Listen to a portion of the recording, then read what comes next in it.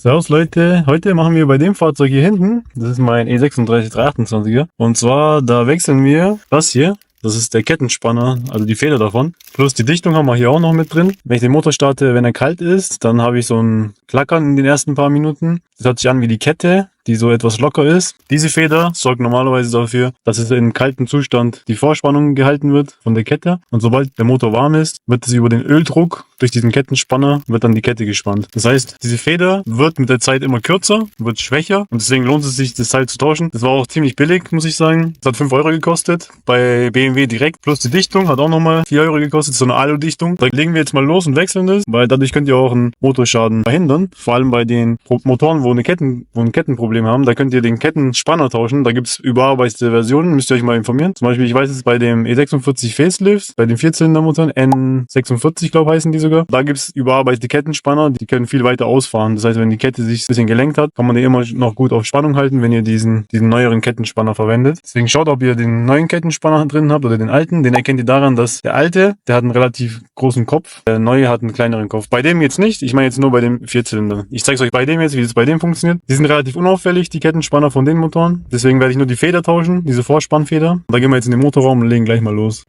So, hier unten sitzt der Kettenspanner. Und zwar, das erkennt ihr an diesen riesen Nuss hier vorne. Das ist ein 32er Nuss, kommt oben drauf. Da habe ich jetzt hier diesen Stecker von meiner Klimaanlage vom Klimakompressor entfernt, habe den auf Seite getan, damit ich da besser reinkomme, damit ich den Stecker nicht kaputt mache. Und dann nehmen wir, wie gesagt, so einen 32er Nuss, stülpen den hier so drüber, dann drehen wir den ganz normal auf und legen gleichzeitig einen Lappen unten drunter, weil da wird ein bisschen Öl rauskommen. Nicht so viel, aber ein bisschen was müsste raustropfen. Und dann können wir den Kettenspanner schon rausziehen. So, ich habe das Ding gerade rausgezogen, das wird sich einfach nur rausgedreht. Und hier oben kann man das reindrücken.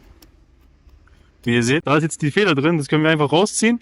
Und hier die neue Feder reinmachen, dann können wir es auch schon wieder zusammenbauen. Also hier haben wir eine Bohrung fürs Öl. Können wir noch gucken, ob alles noch schön gängig ist. Hier in der Mitte ist auch ein Loch. Und im Prinzip ist es das. Hier die Dichtung können wir ersetzen, die haben wir neu da. Und dann können wir alles wieder zusammenbauen. So Leute, hier sehen wir den Grund, warum es sich lohnt, das zu tauschen. Weil wir haben hier einmal den alten, das ist ein bisschen dunkler auf der rechten Seite. Und den neuen nebeneinander. Wenn ich beide auf gleiche Höhe halte, da seht ihr, dass der neue so einen halben Zentimeter größer ist. Und dadurch haben wir natürlich eine bessere Vorspannung. Wenn ich die zusammendrücke, sind die beiden gleich stark. Das heißt, wir werden da auf jeden Fall eine bisschen bessere Spannung haben. So sieht im Endeffekt der Rest von dem ganzen Zeug aus.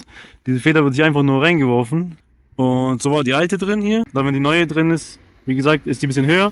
Das könnt ihr noch ein bisschen sauber machen, den alten Dichtring rausnehmen, dann die neue Feder reinmachen und dann alles wieder zusammenbauen. Aufpassen, dass da kein Dreck reinkommt und dann können wir es eigentlich schon wieder zusammenbauen. Wie gesagt, ich lege es hier nochmal nebeneinander. Oh, da ist ein bisschen viel Öl drin. Einen Moment. So, hier sieht es noch besser, wenn ich jetzt hier die beiden nebeneinander lege auf eine plane Fläche. Da seht ihr, dass der neue halt etwas länger ist. Und da erhoffe ich mir dadurch, dass diese Geräusche dann weg sind, wenn ich das alles reingemacht habe. So, dann können wir alles wieder zusammenbauen. Ich werde hier noch ein bisschen Öl reinmachen in dieses Teil hier, damit er am Anfang nicht trocken läuft. Den werde ich ein kleines bisschen auffüllen. Der wird jetzt schräg eingeschraubt und dann werde ich alles wieder zusammenschrauben. Der Spanner geht jetzt gerade wieder rein. Wie ihr seht, der geht relativ schwer rein, weil er jetzt natürlich ein bisschen mehr Vorspannung hat. Eingeölt habe ich es auch ein wenig. Und jetzt können wir es zusammenschrauben und dann anziehen. So, jetzt kontrollieren wir nochmals, dass der Kettenspanner richtig drin ist. Der sollte wirklich richtig drin sein, weil das ist viel zu gefährlich. Da riskiert ihr einen Motorschaden. Und auch dafür sorgen, wenn ihr das Teil rauszieht, dass da keiner ans Auto geht und den Zündschlüssel rumdreht. Weil wenn er einmal den Motor startet, dann ist er natürlich kaputt dann. Das sollte klar sein. Deswegen, wenn ihr den Kettenspanner draußen habt, am besten dafür sorgen, dass keiner ins Auto gelangt. Also jetzt habe ich den wieder reingemacht, den neuen Spanner. Jetzt können wir mal gemeinsam starten und schauen, wie der sich anhört.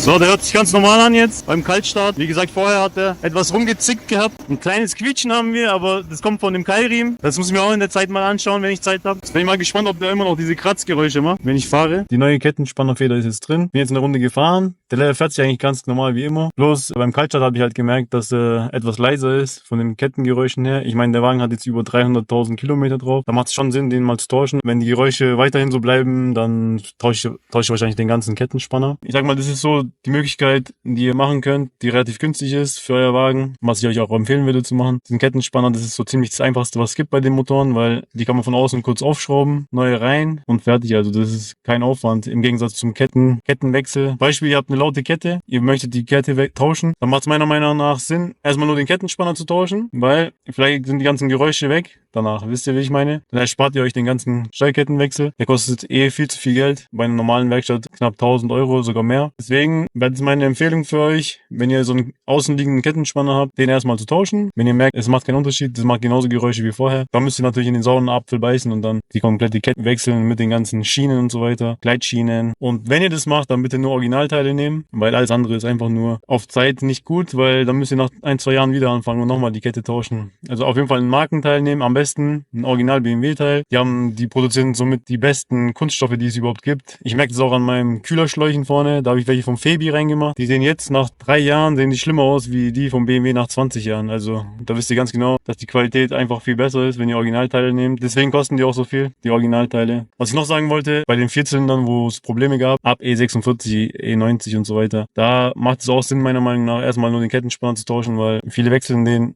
Also wie gesagt, da gibt's ja diese alte Version, die neue Version. Die neue Version ist deutlich länger. Wenn ihr auf die neue Version von dem Kettenspanner wechselt, dann erspart ihr euch schon mal viel Arbeit und viel Kopfschmerzen. Und ja, wenn euch das Video gefallen hat, Abo dalassen und ciao, bis zum nächsten Mal.